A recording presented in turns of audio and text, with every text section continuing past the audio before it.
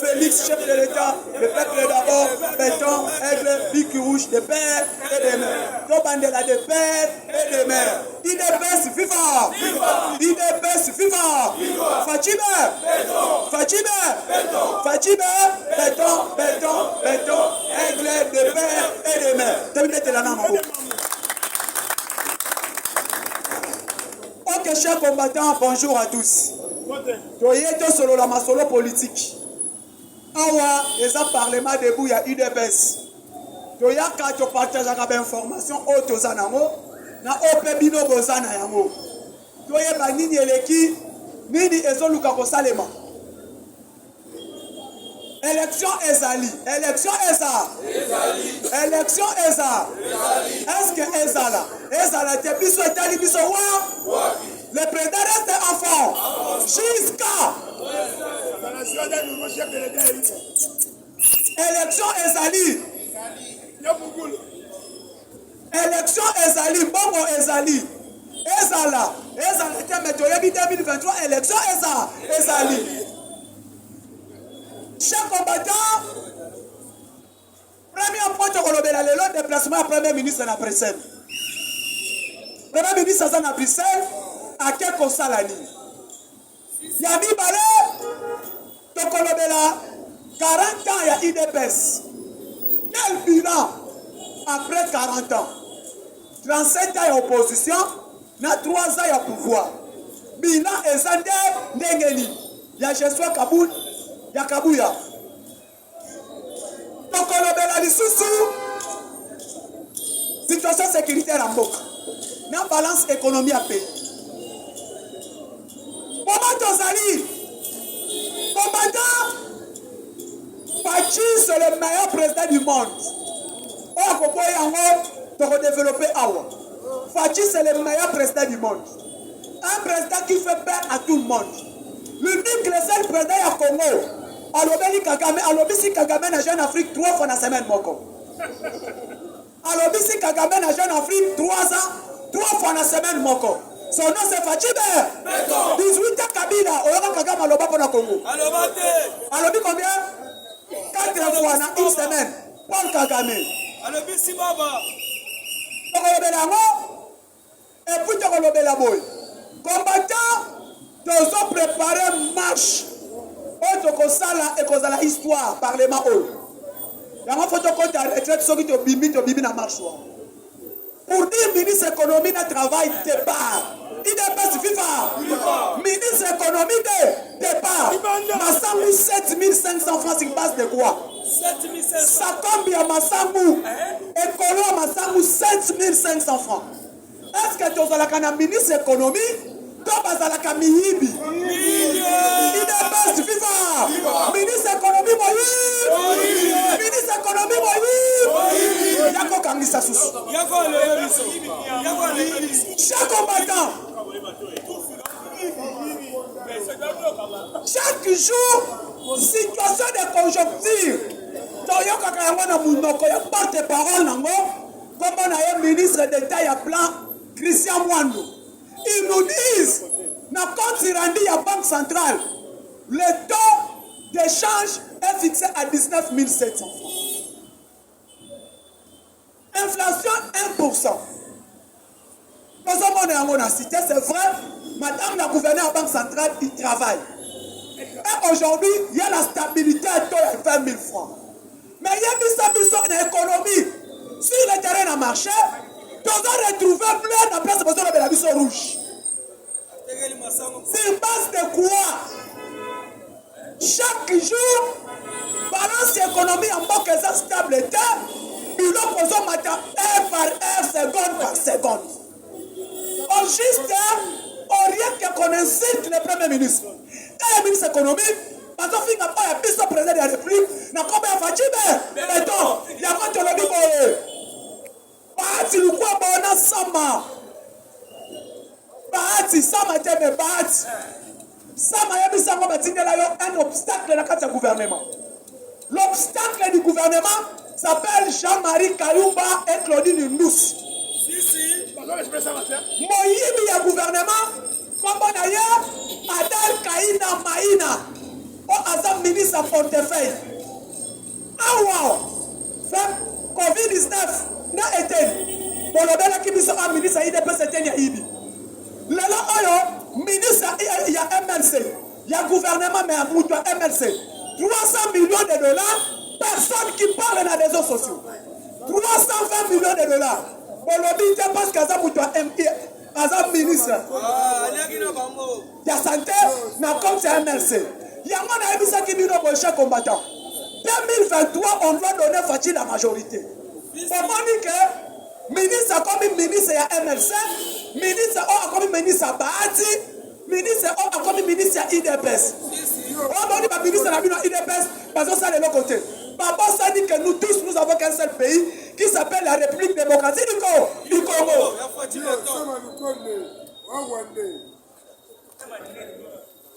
Allez-y comprendre. Les gens avant-hier, bidon ya mafuta huile prix mususu. Lobi na mona kei prix mususu. Na lobi mbango kokite na bakisana keso mbango na 14 na kuti yango prix mususu. Au juste sanini. Ministre économie ya ndengenini. Pourquoi il est pas FIFA? Mais là nous avons mis ça va secret tout. Ah bibisa biloko papa. Na la badona la bate. Na la badona la bate. Il est pas FIFA. Il est pas FIFA. Bon bi secret ça na ministère économique. C'est le ministre au avocat on connaît pas du tout. Oui. Ya koya avec opérateur économique. Carton masango ça combien? Carton ça combien? 20 000. Bon. Na carton ko bakselanga 100 francs. On a fait ça dans le ministère de l'économie.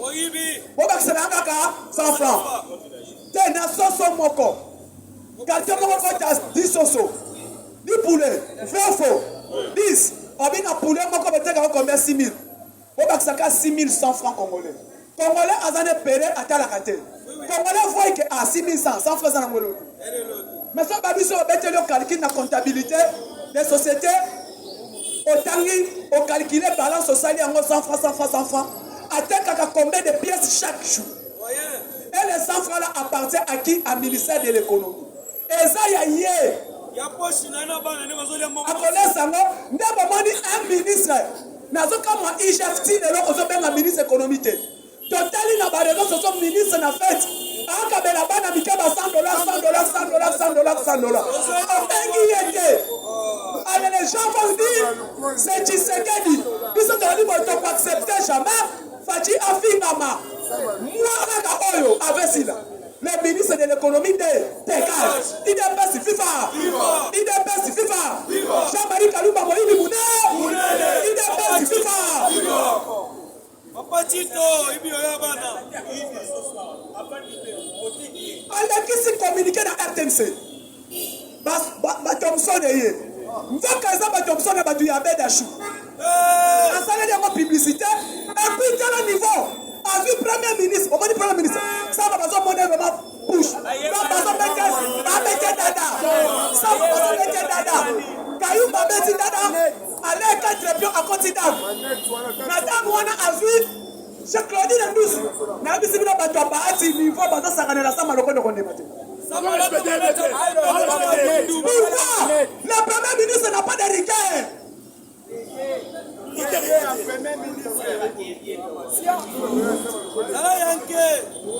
Premier ministre n'a pas de rigueur. Et puis quand on a fait faute, vraiment du tout. Pourquoi? Parce qu'il y a une coalition. Coalition Oyo. Et ça, il faut ça, 2023, on ne peut pas accepter quoi? Coalition. Il n'est pas si FIFA. Il n'est pas si FIFA.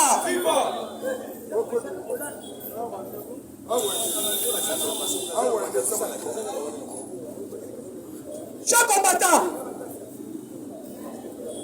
Léno, il a encore mis prix Moussous. Lobby, il a encore mis prix Moussous. L'IPA, il y a 200 francs à marcher, ça soutient. Dis-nous la vérité. Depuis le gouvernement, ça m'a le compte de Ekimri. Fachi, l'angola ministre, Jean-Marie Kalumba. Ça m'a soko l'angola Jean-Marie Kalumba. C'est que ça m'a complice pour Kabolongo. Parce qu'un premier ministre est là pour sanctionner. Fachi ne peut pas laisser Fauteuil présidentielle, à côté d'un marché à Kitsabiloko. Non. C'est lui qui gère les opérateurs économiques, c'est le ministère de l'économie nationale. Toyemi Sabino Awa, directeur du cabinet Jean-Marie Kalumba, chargé de la logistique, secrétariat général du ministère de l'économie. Pendant que Batiki Batokabina, l'économie en banque est la stabilité. Objectif n'a pas moi Zanini. Objectif n'a pas moi Zanini. Comme Fadji a réussi l'appareil judiciaire, comment on peut faire pour bloquer Tshisekedi, peuple Inaye? Parce que maman va le dire clair, Fadji donne des gratuité, donne des millions de longues guerres et aussi dans l'Est. Mais elle a comment Koliboumou? Lokola économie en Boka. Elles n'ont pas Bahati, elles n'ont pas Kabila, le pays doit accepter uniquement les Bosso. Premier ministre, Aza obligé à charger numéro 1. Il y a le ministère, il y a l'économie. Il y a Balé, il faut sanctionner. Le ministère, il y a travail. Il faut sanctionner. Le secrétariat général, il y a le ministère, il y a l'économie. Parce que Moyibi, et ça, dans le secrétariat général, n'a chargé la logistique, n'a numéro 1, il y a commerce extérieur. Sont maintenant que Bati Kilibiso, on a obstacle pour l'économie en beaucoup développée. Comment c'est possible? Président a rappelé le conseil des ministres. Papa privé Kangam. Si le lot est Kangamakate, Pazo Banga, Nini. Sama le compte de Abanga Kani, Nini. Olongwana. Société comme Onatra. Et pour avancer d'Engeni. Pendant qu'Onatra a sa sous porte. Tous les ports sont devenus des ports privés. Ma banque aujourd'hui, Onatra est comme elle va expatrier. Yabisabiso Mboka Ndengeni. Libanais a aussi dans Mboka Naye. Aye a son port na kati Mboka Bat. Et puis à Tongi di Bango est comme port international. Tous les bateaux auraient costé na port à Onatra. Et ça peut se compter na port Yanani, la Monsieur Borel. C'est ça des choses que Bahati et Kabila vont installer dans Mboka O. Il y a des hommes, c'est clair. Naï n'a pas accepté en côté. Nathalie, le compagnon Bandoka FCC. Et bien, dans l'union sacrée, au moins, il n'y a qu'une seule personne qui prie. Dans le cas de ce Kabouya na réunion. On ne peut pas accepter ces histoires. Coalition Union sacrée, elles ont aussi dans 2022. 2023, Moutouna Moutouna qui est en élection, n'a parti na. Il dépasse FIFA. Je vais mettre la nama beaucoup.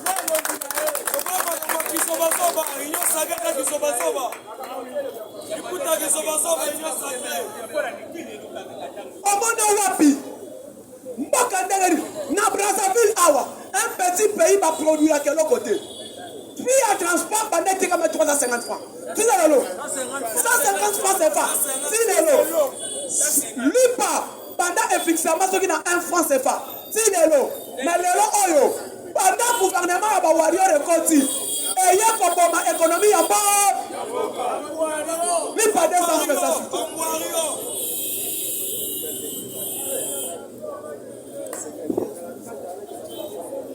L'IPA a descend sur ça. On commande que l'intérêt du peuple congolais, et sa stabilité et l'économie.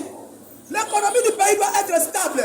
Pendant que l'économie du pays n'est pas stable, même au sein de l'Indenganim, on tient gratuité dans l'université, on tient gratuité dans l'Indenganim. Mais le peuple est là qu'on besoin à chaque moment pas, avant de m'anatter en fait comme bon habilet. Papa, quand on a un coup ministre économie, tu as mis sur le roi yo, tu as mis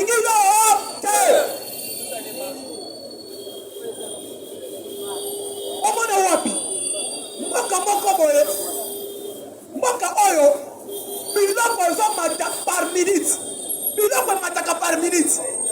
Par contre, il y a 8 heures, et il y a Fandi Naye, en soi, il y a Moisi Naye Nandam.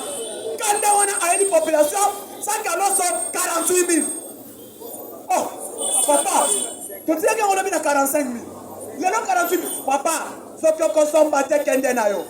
Donc, on tient que la moutou moussus. Et puis, le peuple congolais, c'est un peuple naïf. Un peuple qui se révolte pas dans le Kolia. Mais aux autres, c'est la faillite, l'ouaya. Encore ça, machine à voter, tu vois, au bibi na marche. Au kita, au mata. Élection, c'est la machine à voter. Il viva. IDPS viva. Donc on a une élection na machine à voter. Élection Zali. Mais avec machine à voter. Au boy bima. Parce que l'humanité intérêt au peuple de l'Oméla a dit qu'on y a nabiso. Qu'on a nabiso. La priorité des priorités. Santé, éducation, économie, sociale, le peuple congolais. Fati Azo qu'on a lancé éducation. Azo pour dans l'Afrique, couverture universelle maladie gratuitement. Mais au moment où les gens sont doki, on te bengi 12 malins. Na combien de chambre de Kaluma, l'économie. Voilà bien, on dit qu'il y a gratuité. Tu as bloqué côté Kolia. On peut prêter à Zutonga. Ce cas où on a fallu à Bilo Kolia Sati. À Salani. À Kofinga. Mais au moment où on a dit éloquation m'a dit Kalou. Je ne pense pas à Zambou. On a dit éloquation Claudine Nous. Je ne pense pas à Bazabat. Des gens sans cœur.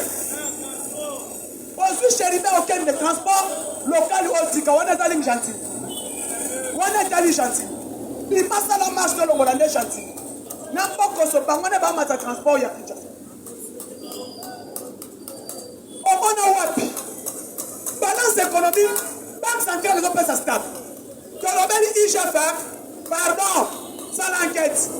IGF a sali enquête par rapport au BIMI. Mais qu'est-ce qui se passe? Justice et ça la terre. Intérieur na Congo existe à la terre. Économie tout abandonné. On a eu un ministre, Aurien Aluka, et dit qu'il faut que ça soit peuple linganga. Il y a un Luka, dit qu'il faut que ça soit babanda pour la Congo. Le ministre Congo Basabo. N'a pas pays surtout. Le ministère sont des fonctionnaires de l'État. Mais au Congo, faut qu'il va nommer un ministre. L'homme n'a pas une semaine. Papa, nous pas on a combien ça là combien? On doit pas en Congo. Ministre Koti, il faut réfléchir. Qu'est-ce que je dois faire? Quels sont les projets? Comment je peux faire pour servir la République? Mais quand il entre en fonction, qu'est-ce que je dois faire pour acheter 5 parcelles à Congo? Mais il faut que par Alexis. Donc il y a une ministre à travail. Par Indien, ma personne est Alexis, il y a $600,000. En soi, il y a un peu de $. Bana na yeba zana poto. Jean-Marie Kalou ba uti vacances en Espagne. Bana, Basi, ba on est en France. Aya en bonne année, il a passé à partir plus de $15,000 à Kabel en Bana. Allez-y comprendre. Ils sont de fan d'aka. De passer à l'actualité en Boka, de défendre Fati. Il y a même cette boy. Oh, nous sommes anti-volés à pouvoir à Fati. À beaucoup d'union sacrée, Parlement de Côte de droit dans Zélande. Parce que ici c'est l'état de droit. Oh, de berger à Moutouté. Sauf que on n'y tient pas. Papa est que n'est soit soulevé pour passer dans un air. Nakobima Kak. Fati est là, nous sommes là pour nous défendre. Combattants, mobilisons-nous. Si tu as sa date, ça marche. Donc, au Tambola, na Mukate, na Lipa, na Bido Mafuta. Donc, au Tambola, na Nyonso. Pour demander le bas et Matin Dengeli. Pour demander 5 Yassima. Et où tu 16 000, aujourd'hui c'est 19 000. Sur base de quoi? Et Matin Dengeli. Prix échangé Dengeli. Tout ceci, c'est qui? C'est Modeste Parati Lukwebo. Azam Moudouazo bloqué Fati Polima.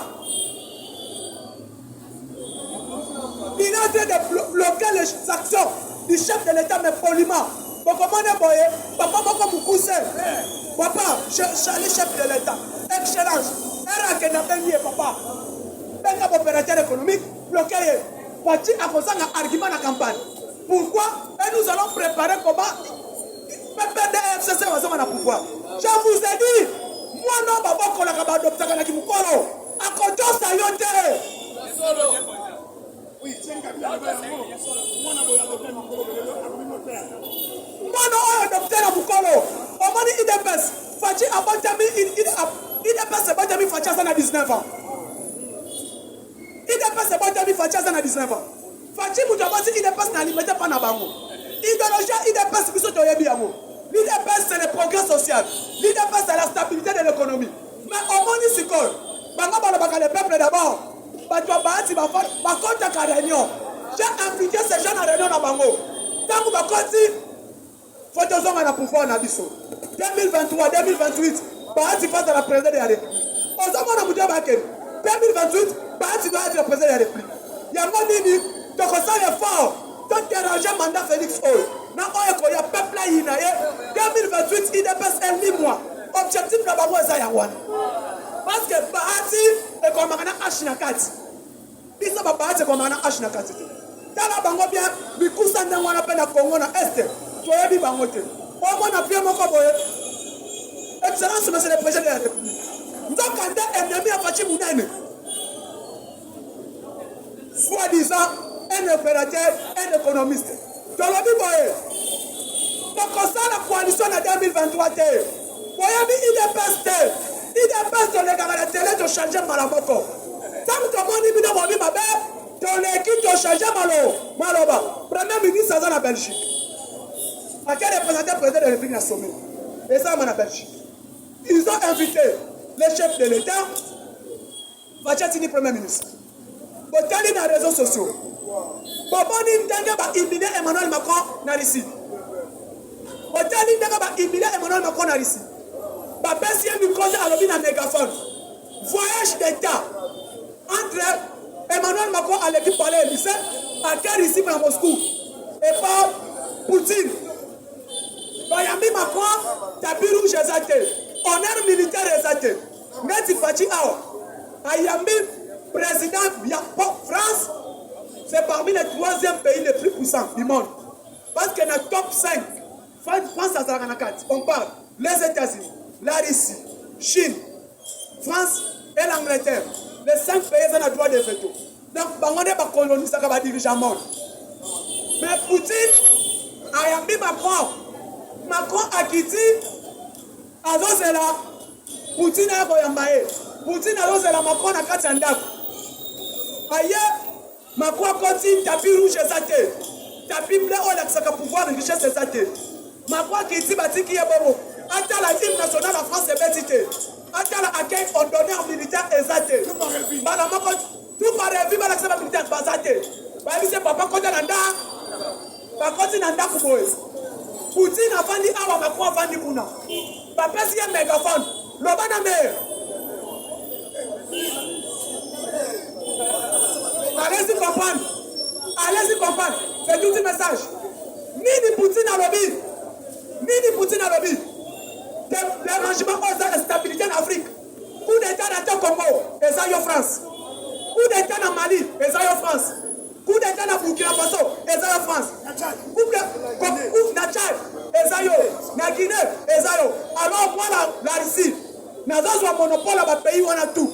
Donc même langage pour renverser la puissance de la France, mais au niveau de l'Afrique, il dépasse viva.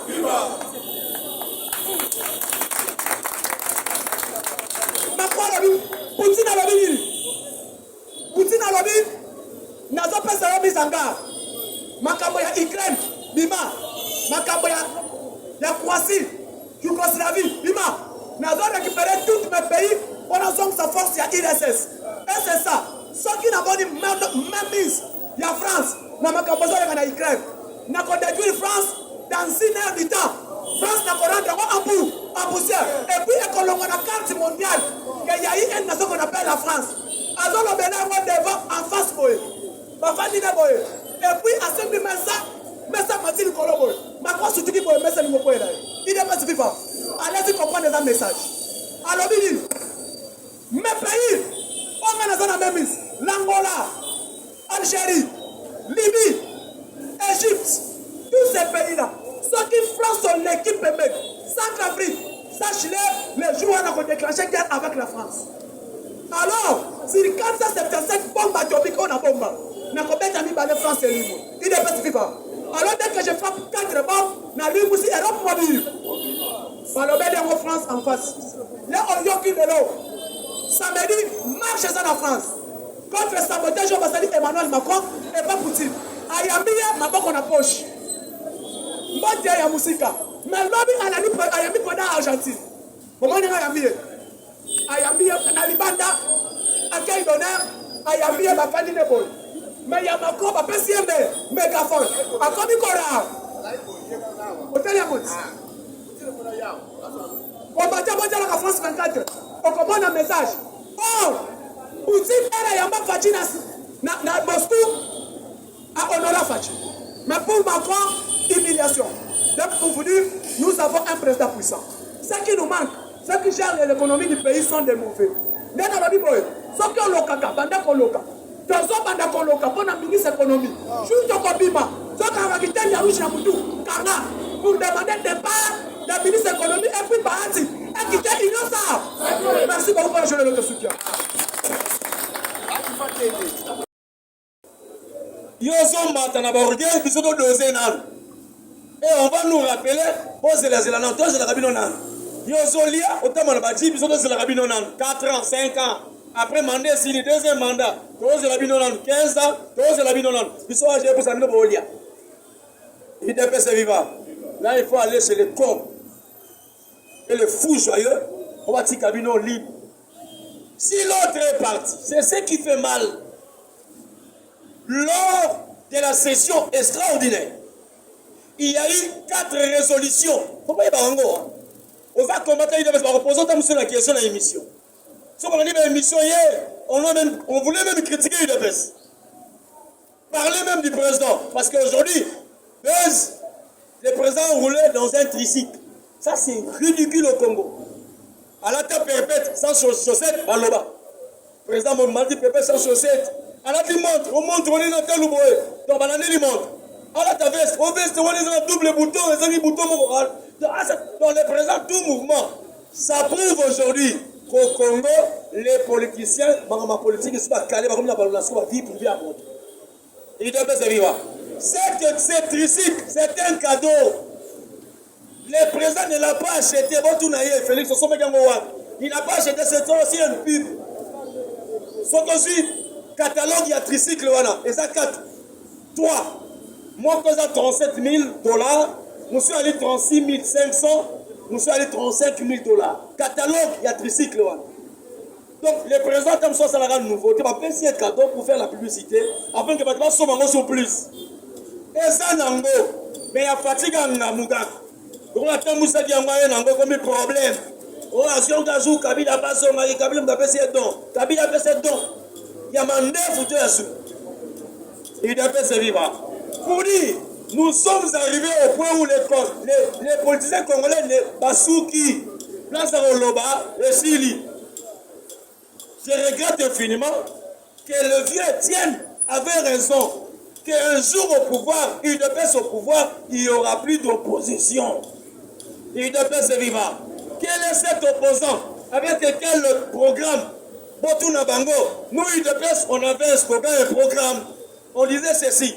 Il devait ailleurs pour l'instauration d'un état de droit et de la démocratie. Pose-leur la question. Par exemple, vous n'avez pas dit. On va apprendre la vérité des yeux. Oh. Yo, vous n'avez pas la vérité des yeux. Est-ce que combat n'a rien pour l'élection? Programme, hein, et ça t'est. Mais au moment où nous sommes, je suis dans la joie. Parce que l'autre, a Zarané Kadhafi. Si vous avez un texte à pétrole, n'a essence. L'autre, a Zarané péché, a texte à Bambi, c'est une daga. Moussou, ça a café. Chaque personne, dans Moussala, mais Félix, ça tient la politique, la diplomatie. Et ça, c'est mon thème. Il y a la diplomatie. Il y a un texte à pétrole, parce que Moussou paye à pétrole, grand volet. La mobile. Ils sont dans le bâtiment de Sassoua. À Timaka Brazzaville pour la ligne. Grand volet dans la mobile. Oh, Moussou Ndakala, Batounie, parce que par rapport à Ndakala, au combat multi milliardaire. Ndakala. Quand même dernièrement, bon, c'est que, oh, que l'Équateur ou le Ndakala est Équateur. On dirait que l'Équateur va dans Ndakala. Ndakala passe au Ndakala. Il a oublié. Et l'autre, dans Signon, c'est Sili. Mon père le bas, et Sili. Et l'autre père Bangsta, et Sili. Il devait se vivre. Chose curieuse. Combattant, je saute rapidement parce qu'on va aller rapidement. J'ai appris. C'est lui qui m'en a informé. Quand il a dit José, mais dis-moi, sur les abongos, mettre un sel. On a un problème de nos combattants. La bannière du ministre intérieur, tu as un grand problème avec nous. Il y a eu ça, c'est mec qui n'a eu. à risquer. Reste Pengazara Bosseme qui a mettre à ce. C'est la vérité, c'est la vérité. Vous pouvez vérifier. Prince Pengazara Seme qui a mettre en scène le ministre intérieur. Et ma coopérative, il paraît même qu'il a fait un repas en scène. C'est un monsieur avec un longamouquet, nilotique, bizarre, chevelure, crépue, filet de surcroît. Mais à la télévision, a fini dans la partie de la télévision. Pendant que son frère est ministre, il y a intérieur, et puis membre, il y a eu de pêche. Quand on finit dans mon continent, on finit dans membre, il y a parti, il y a le pas semé qui n'a eu. Messieurs, on y a mis qui m'a eu. Ozoiba, mais on condamne. Au fin de la partie, il y a des minéraux. Au coup, il y a des gens il est pas vivant. Mais nous disons aussi à monsieur le ministre de l'Intérieur. Il y a dit ça, c'est mec qui n'a eu à tika bilobela. C'est mec qui n'a tika biloba loba. Parce que les combattants, mutueux ça va bien. Ils réfléchissent bien. Mais tant que vous reçoyez un problème, on ne regrette pas que le kundaye. Dans la Bible, on ne le kundaye. On est là. C'est mec qui n'a pas koufi. Loba n'a pas koufi. Atika bilobela, quand on ne connaît rien, on s'assoit, on apprend. Il doit se vivre. Je disais, combattants, on a fêté dans la méditation. Chose curieuse. Est-ce que l'UDPS devait fêter dans la méditation? Non!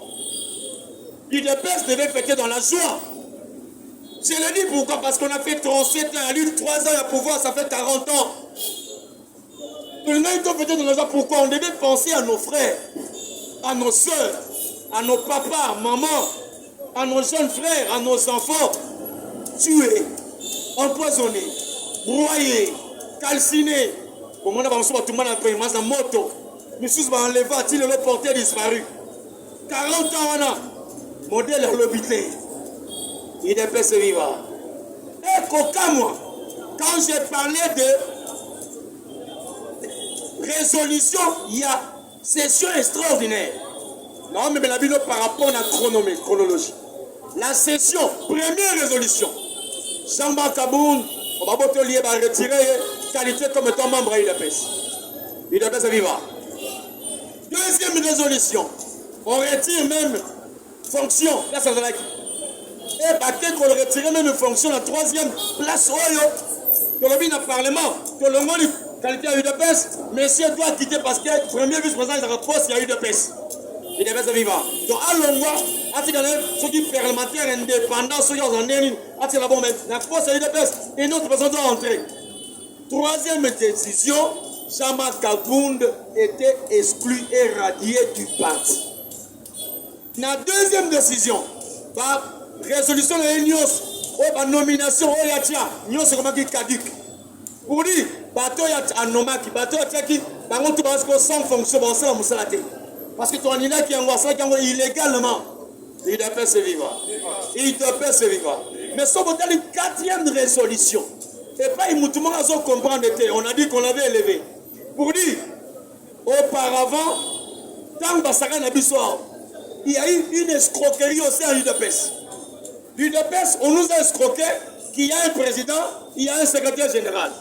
Parce que lorsqu'on dit, on te prend, on t'élève secrétaire général, c'est que tu n'étais pas secrétaire général. L'UDPS est vivant. C'est ça la résolution et la convention. On l'a élevé secrétaire général. Il était qui? Toutes les actions, les actes posés auparavant, les actes illégaux, c'est une violation. On les laisse. À Zobo, c'est il y a convention démocratique. La convention crée des commissions ad hoc. Une commission ad hoc pour la discipline. Une commission ad hoc pour l'audit. Il dépêche de vivre. Place à ça, c'est une chaise à injonction. Il va comprendre ça après. Parce que ce qui notariat Bimi, après le notariat, UDPS a 2 accusations. 1, quelqu'un ira à la justice. Parce que Jean-Marc Kabound n'est plus membre à UDPS. Alors ça, on a UDPS, c'est la justice.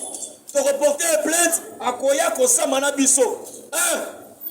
période de la gérance, Tshisekedi vivant, Tshisekedi mort, après Tshisekedi c'est Félix président de la République, il reste au parti. Et on crée un mandat spécial, il est président intérim. Il joue le seul jeu jusqu'aux bêtises. De 2, il va donner le rapport. Il y a Mbongo Nyos, il y a Liwa Tshisekedi. 3, il donnera un rapport, il y a Mbongo carte de combattant Bassois, les cartes biométriques. 3, il y aura même le rapport, il y a un versement, il y a une contribution mensuelle des combattants. Il y a Kinshasa, c'était 1000 francs par mois, mais 10 $ à l'extérieur. L'IDPS a plus de 52 fédérations. Fédération du Congo et à l'extérieur. Donc à l'extérieur, votre institution va foutre à 10 $ par mois comme contribution mensuelle. Cet argent, et puis madame, ça tombe, tout ça, tout le monde appelle Yango. Deuxièmement, il y aura maintenant audit. On va appeler le secrétaire général du parti. Parce que c'est lui qui a la gérance côté du parti. Donc nous nous rapporte. Il y a Mbong, il y a Liwa Tshisekedi. Lui nous dira, moi j'étais là, celui qui commandait, c'est l'autre monsieur. Comme on dit que Namoutoza wana, Namoutoa Kenda, tu retrouves la justice. Tu ressens Misabino, Mbong on a biso bima. l'IDPS viva. Vous avez dit que l'IDPS Sony, on a 3 ans en retard, tu fous dans la social-démocratie. Babi na son bon fout dans la société. Mais mbongo ngo kenda wat parce que les partenaires ba fout dans biso pesa mbongo na biso. Mbongo kenda wat, mbongo snel, mbongo nyos et moi na société. IDPS viva. Mbongo même ya snel. IDPS à côté na kati ya mafia. Mbongo ya résidence. Mbongo ya redevance. Je vous informe, la redevance on va foutre dans ma facture. Il y a Snell, donc on a redevance c'est TV. Il DPS viva. Jusqu'à aujourd'hui, Batubali Rango, Menda Melamboa, Zoé, Jeannette, famille Kabila avec Mende bouffe l'argent. Néhémie Mouilama, bon, il y a redevance, il y a TV. Alors redevance, c'est de l'argent. Autre vous dans la redevance, c'est TV, dans ma facture, on a vu ça à Snell. Donc, si de là, Mende, Néhémie, Jeannette, Zoé bouffe l'argent des Congolais. Il le contrôle. Il DPS vivant. Vous savez si c'est combien de milliards? Ça fait combien d'années? Jusqu'à aujourd'hui, mais tout le monde est clair. Je suis de par ici. Je dis merci à vous tous. Merci beaucoup. Un communiqué. Le dimanche prochain, on a une réunion. Combattant, lorsque nous lançons les messages en réunion, nous avons besoin de la sérieuxité. C'est une remarque. Viens à la réunion. Il y a des choses, dans on est réservé de le dire ici. Mais viens à la réunion, tu auras quand même les vérités à structure. Il y a qu'à. On a besoin de vos pensées, de vos idées. Nul n'est parfait sur la terre, nul n'est complet. Tout ce qu'on fait, c'est la complémentarité. Tu as un A, moi j'ai un B, l'autre a un C, l'autre a un D, l'autre a l'alphabet, tu as Z. Donc chacun a la place, il y a lettre X, Y, Z, c'est toi, moi A, moi l'autre la B, l'autre C. Il est vivant. Féchi numéro 31, Namasina Pascal, Okitika na saut de mouton. Ce n'est pas si loin. On m'a dit qu'à saut de mouton, tant qu'on outil qu'on a limité, tant qu'on kitaka wana, kaka balabala wana, au côté.